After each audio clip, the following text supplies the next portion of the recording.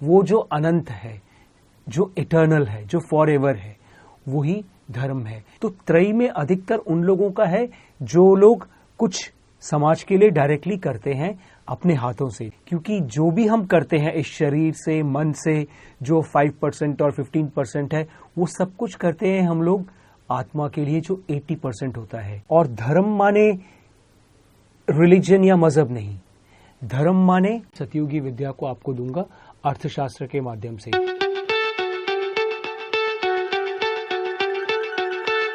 तो अभी हम लोग शुरू करते हैं राजा का कर्तव्य से। एक राजा का, जो एक चीफ मिनिस्टर हो सकता है, एक प्राइम मिनिस्टर हो सकता है, एक लीडर हो सकता है कंपनी का, एक मैनेजर हो सकता है, एक छोटे से डिस्ट्रिक्ट का, मतलब जहां भी उसको एक कमांडिंग पोजीशन में है, जहां पे उसके ऊपर प्रजा निर्भर है, उसके विचारों के ऊपर, उसके आदर्शों के ऊपर, इन सब के ऊपर प्रजा जब निर्भर होती है, दूसरे लोग जो उससे संबंधित नहीं है खून से, वो जब निर्भर होते हैं, तो उसका क्या कर्तव्य होता है। तो वह प्रजा को, यानी राजा प्रजा को धर्म और कर्म मार्ग से भ्रष्ट न होने दे, क्योंकि एक मनुष्य का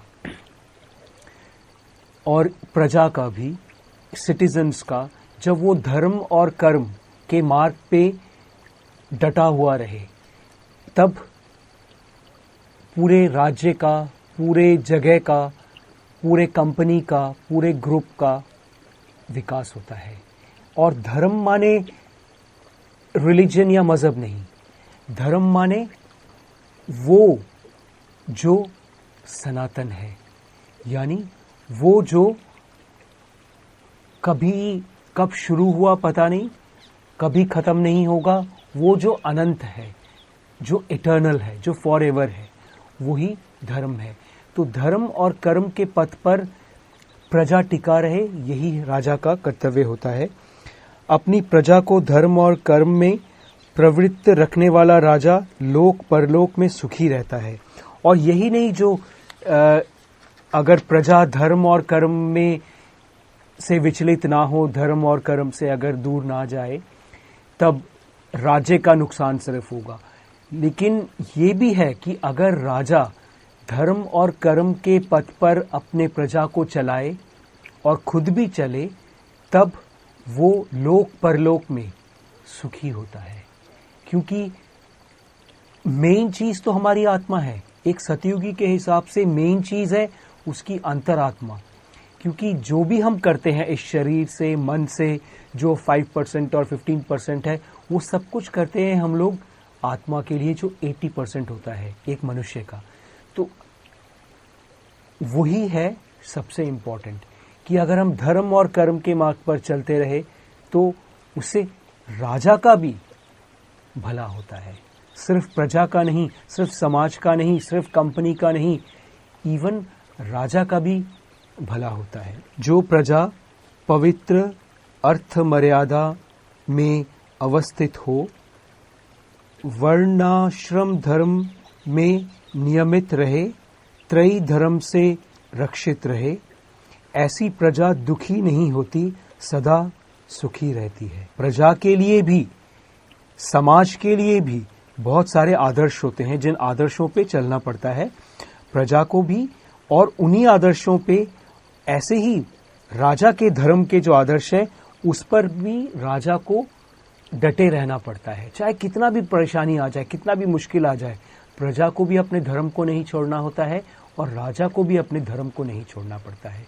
वार्ता विद्या के नियम: कृषि पालन, पशुपालन और व्यापार। यह विद्या धान्य, पशु, हिरण्य, ताम्र आदि खनिज पदार्थ और नौकर चाकर आदि को देने वाली परम उपकारिणी है।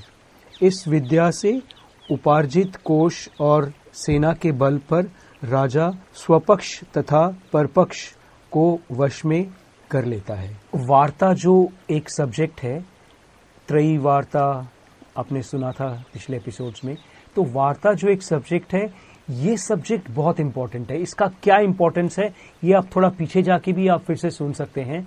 और इसके इंपॉर्टेंस, ये जो इसका जो धर्म है, इसका जो इंपॉर्टेंस है, इससे जो लोग राज्य को या कंपनी को चलाते हैं, सभी का अपना अपना लक्ष्य होता है। एक कंपनी में या फिर एक राज्य में किसी का काम होता है पशुपालन करना, किसी का व्यापार करना, किसी का क्षत्रिय का धर्म पालन करके रक्षा करना, किसी का है ज्ञान देना, किसी का। तो त्रयी में अधिकतर उन लोगों का है जो लोग कुछ समाज के लिए डायरेक्टली करते हैं अपने हाथों से, जैसे पशुपालन हुआ, कृषि हुआ, व्यापार हुआ। ये सब के जो क्या नियम है क्या नहीं है, ये इसके अंदर वार्ता के अंदर आता है। अब हम लोग अगले एपिसोड में जाएंगे। ये जो है अर्थशास्त्रम, कौटिल्य का अर्थशास्त्रम जो है सतयुगी फाउंडेशन पर, उसके हम लोग अगले एपिसोड में जाएंगे। और अगर आपने अभी तक इस चैनल को सब्सक्राइब नहीं किया है तो कर दीजिए ना, क्योंकि जितना आप सब्सक्राइब करेंगे, जितना आप इसे शेयर करेंगे, लाइक करेंगे, इसमें कमेंट करेंगे, जितना आप इसमें इसका साथ देंगे, साथ देना माने सिर्फ मन में नहीं, कर्म से भी साथ देंगे, उतना ही ये पूरे दुनिया के लोगों के पास पहुंचेगी। यूट्यूब के ज़रिए, इसके एल्गोरिथम के ज़रिए ये सब तक पहुंचेगी। इसलिए आप अवश्य करें और अवश्य इसको चारों तरफ इसको शेयर करें।